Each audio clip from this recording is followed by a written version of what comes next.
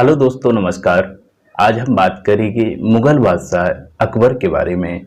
मुगल बादशाहों में अकबर ही एक ऐसा बादशाह था जिसे हिंदू मुस्लिम दोनों वर्गों का बराबर प्यार और सम्मान मिला। उसने हिंदू मुस्लिम की बीच की दूरी को कम करने के लिए दीन ए इलाही नामक धर्म की स्थापना की। उसका दरबार सबके लिए हर वक्त खुला रहता था।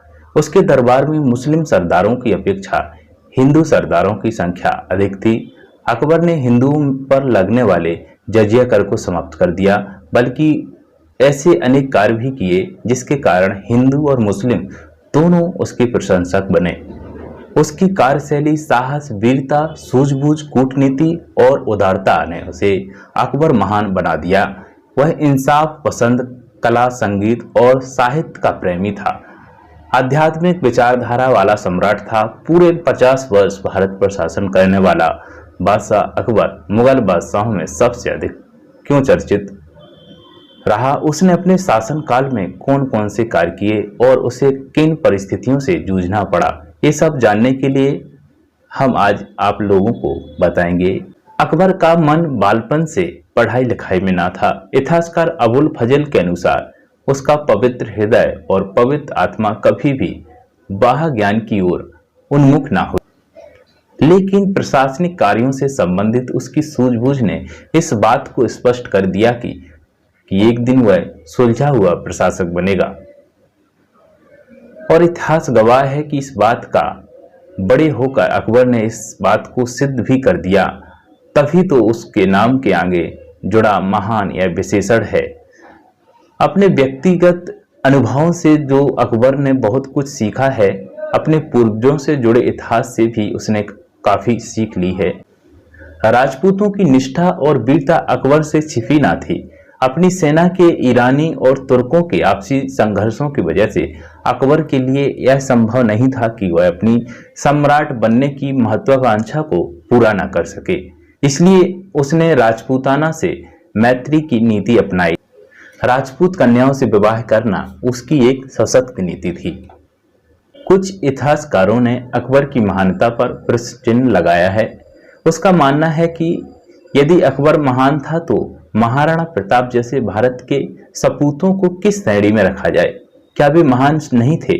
इस संदर्भ में इतना ही कहना पर्याप्त होगा कि मानव धर्म और राजधर्म को एक साथ जोड़कर देखना ठीक नहीं है, अर्थात मानवीय मूल्यों का एक शासक की महत्वाकांक्षा से अलग करके देखना चाहिए। इतिहास ऐसी कई घटनाओं से भरा पड़ा है जिसमें दो शत्रु आपस में एक दूसरे की प्रशंसा करते नहीं थकते, जबकि युद्ध भूमि में वे एक दूसरे की जान के प्यासे होते हैं।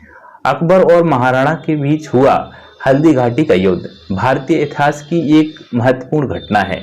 इस युद्ध में मुगल सम्राट और महाराणा अपने आमने सामने थे। इतिहास के जानकारों का ऐसा मानना था कि अकबर युद्ध में स्वयं उपस्थित मुगल सेना की विजय का महत्वपूर्ण कारण बना, जबकि महाराणा का स्वयं युद्ध में आना चित्तौड़ की हार की वजह बना। हल्दी घाटी के इस युद्ध में अकबर की उपस्थिति को ये इतिहासकार उसकी सफल युद्ध नीति भी मानते हैं। वह जानता था कि उसकी सेना को कब किसकी जरूरत थी। शासक और कुशल सेनापति होने के साथ ही अकबर के व्यक्तित्व का एक महत्वपूर्ण पहलू था उसका जिज्ञासु होना। प्रसिद्ध इतिहासवेत्ता डू जेरिक के अनुसार वह ना पढ़ सकता था ना ही लिख सकता था, मगर अपने राज्य में होने वाली प्रत्येक छोटी बड़ी घटना की उसे जानकारी रहती थी।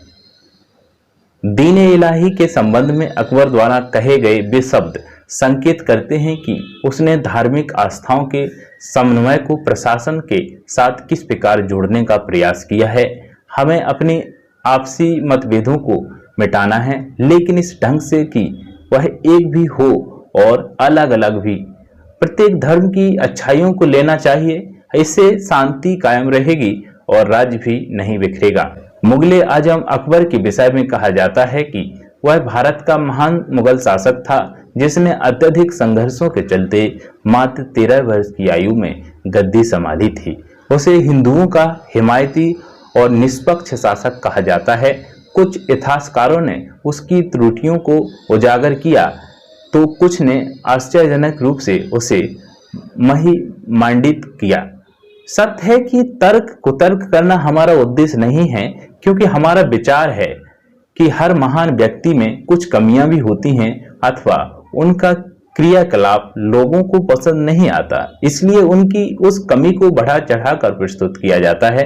कोई भी व्यक्ति, वह राजा हो या रंक, उसमें कुछ खूबियां अवश्य होती हैं, अतः उन्हें बढ़ा चढ़ाकर प्रस्तुत करना भी न्याय संगत ना होगा।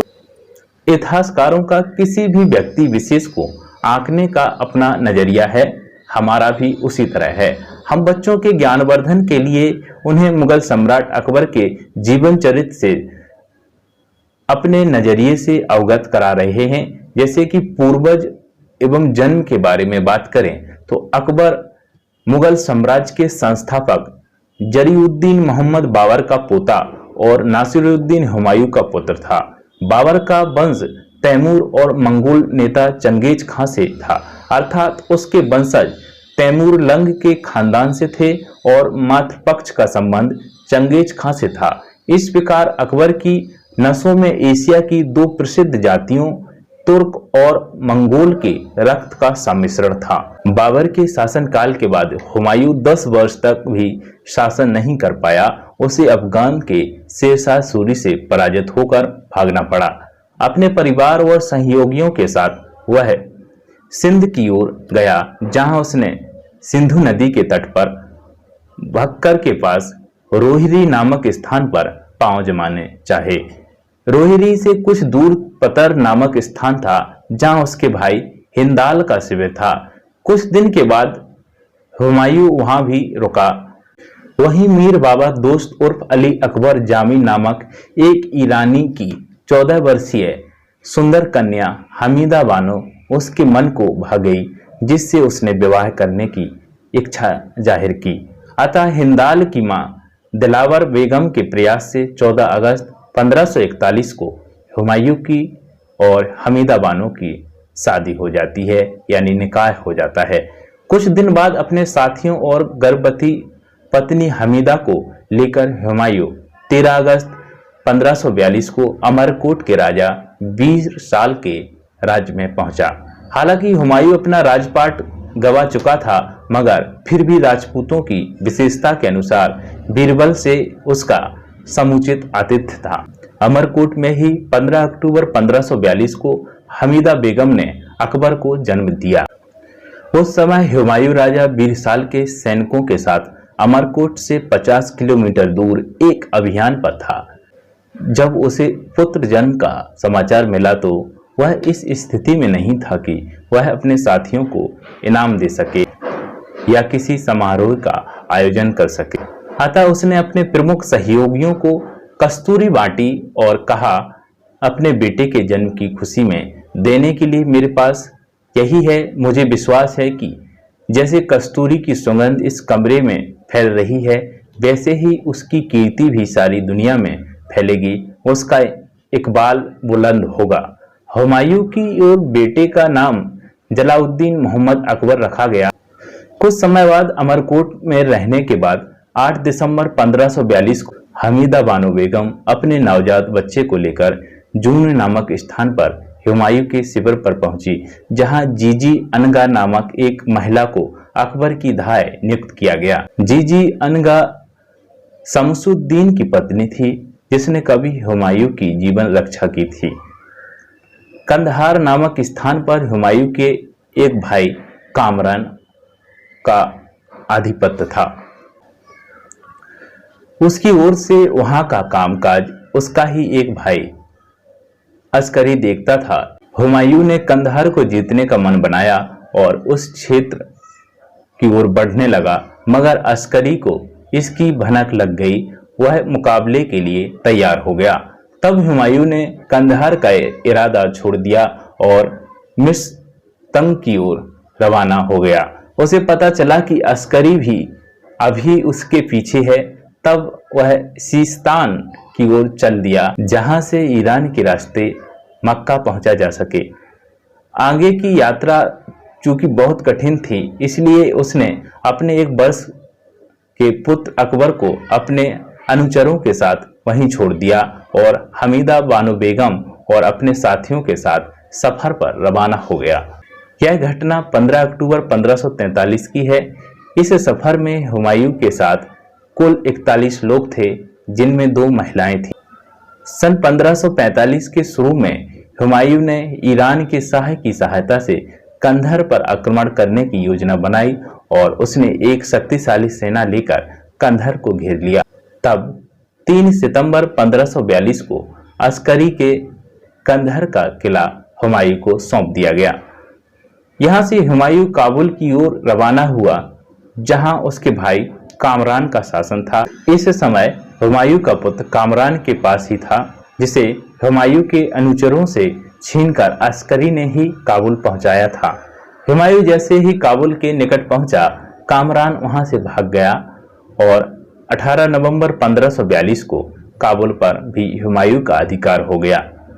2 वर्ष से अधिक अंतराल के बाद हुमायूं को अपने पुत्र अकबर से मिलने का संयोग प्राप्त हुआ। काबुल में अपनी सत्ता स्थापित हो जाने पर हुमायूं ने कंधार से हमीदा बानो बेगम को बुलवा लिया। जब हमीदा बानो बेगम काबुल पहुंची तो परिवार वालों ने नन्हे अकबर की परीक्षा ली। देखें 2 वर्ष के अंतराल के बाद वह अपनी मां को पहचानता भी है या नहीं। उन्होंने हमीदा बानो बेगम को परिवार की अन्य स्त्रियों के बीच बैठा दिया और फिर नन्हे अकबर को सामने लाया गया। तब सब लोग देखकर आश्चर्यचकित रह गए कि इतनी महिलाओं की मौजूदगी में नन्हा अकबर सीधा अपनी मां की गोद में जाकर बैठ गया। इस विशिष्ट बुद्धिमत्ता को देखकर सभी भौचक्के के रह गए। सारे परिवार के लिए अत्यंत हर्ष और आनंद का विषय था, क्योंकि 5 वर्षों के घुमक्कड़ जीवन के बाद सब ही एक साथ एक स्थान पर एकत्रित हो गए। काबुल में कुछ समय के बाद बालक अकबर का खतना संपन्न हुआ। कुछ महीने बिल्कुल शांति से गुजरे। उसके बाद हुमायूं ने अपने परिवार को छोड़कर बदखा की ओर रवाना हुआ, जहां जाकर वह बीमार पड़ गया। उसकी अनुपस्थिति और अशक्तता का पता चलते ही कामरान ने पुनः काबुल पर कब्जा कर लिया। हुमायूं को पता चला तो स्वस्थ होने पर उसने फिर से काबुल की ओर रुख किया और नवंबर 1547 में उसने काबुल को पुनः घेर लिया। इस समय बालक अकबर और अन्य परिजन कामरान के अधीन थे। हुमायूं ने किले पर तोपें बरसा दी। उधर तोपों की मार से बचने के लिए कामरान नन्हे अकबर को किले की दीवार पर बैठा दिया, ताकि हुमायूं तोपें चलाने बंद कर। हुमायूं ने फौरन ही गोलीबारी बंद करने का आदेश दिया। मौका पाकर कामरान बदखसा की ओर भाग गया और काबुल पर हुमायूं का कब्जा हो गया। इस प्रकार हुमायूं के अगले कुछ वर्ष अस्थिरता में गुजरे।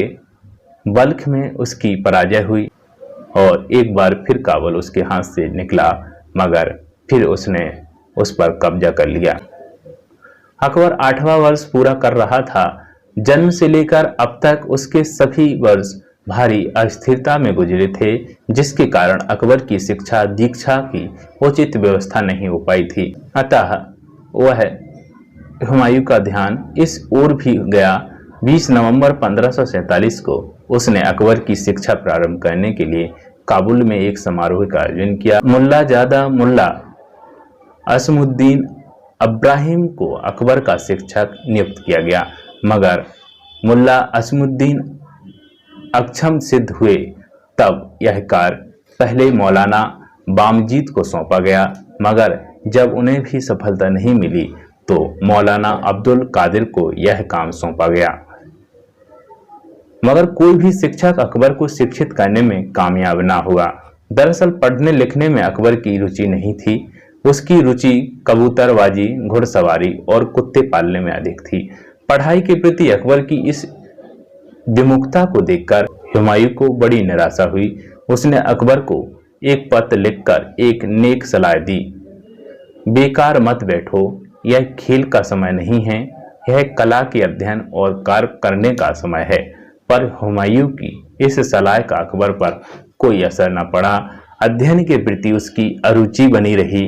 अकबर की शिक्षा के प्रति इस विमुखता का उल्लेख अबुल फजल नामक इतिहासकार ने बड़े ही गूढ़ शब्दों में किया है। उसका पवित्र हृदय और पवित्र आत्मा कभी भी बाह्य ज्ञान की ओर उन्मुख न हुए। मगर इसमें भी कोई शक नहीं, उसकी बुद्धि बड़ी कुशल थी और इतिहास गवाह है कि सूझबूझ की भी उसमें कोई कमी नहीं थी। कामरान के पराजित हो जाने के बाद हुमायूं के क्षेत्रों में कुछ राजनीतिक स्थिरता आ गई थी। अतः अकबर की अध्ययन में कोई खास रुचि न देखकर हुमायूं ने उसे प्रशासनिक कार्यों का प्रशिक्षण देने का विचार बनाया और सर्वप्रथम उसे चरख नामक ग्राम का कार्यभार सौंपा, जो काबुल के दक्षिण पूर्व में था।